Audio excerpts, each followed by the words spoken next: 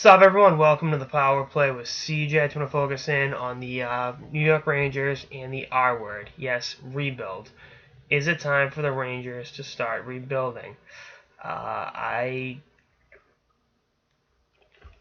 a year away.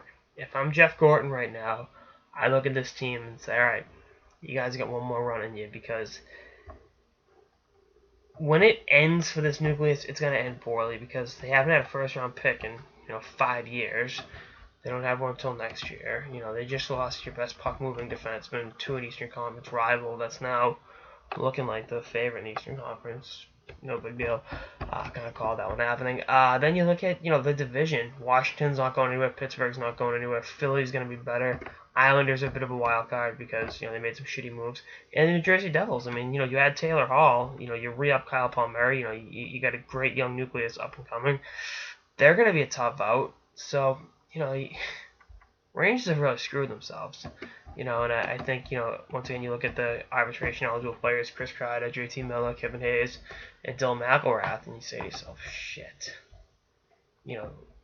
Even if all four of them get pretty cap-friendly hits, you're doing the same thing in the next year or two. So, you got to say to yourself, what now? And again, I think they can still make some noise in the Eastern Conference, and you have one of the best goalies on the planet in King Henrik. No doors are closed, but you got to try to get the most out of this group because, again, I like Buchnevich, I like Shea, but other than that, there's really no legitimate guys in the system who say, oh, he's going to be a really good NHLer. So, again, I think we're, give or take, 11 to 12 months away from this Rangers team undergoing a massive organizational overhaul because I think that time has come. It's unfortunate. I mean, they had one of the best runs you think about the last 5 years, 6 years, and just the one Cup final appearance to show for it. And they've had some amazing teams. So, we'll see what happens. But anytime you got Mark Stahl and Dan Girardi eating up over $11 million in cap space, you can't expect the outcome to be too pretty. And likewise, when you're trading away first-round picks, and you think about it with the first-round picks, trade away the 2012 pick to get, they drafted Shea in 2012, excuse me. Trade away the 2013 pick to get Rick Nash. 14 and 15 picks to get Marty St. Louis.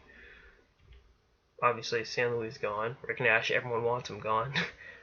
No offense. And the 2016 pick to trade away for Keith Yandel, who's gone. It's like, not a whole lot to show for it, so we'll see what happens. But definitely, changes are ahead in the next 12 months of this New York Rangers team because they're a team that's getting older in an Eastern Conference that's a lot better than it was a few months ago. But anyway, that's all I got in this episode of the Power Play with CJ. Stay tuned for episodes throughout the off season and beyond. Later, guys.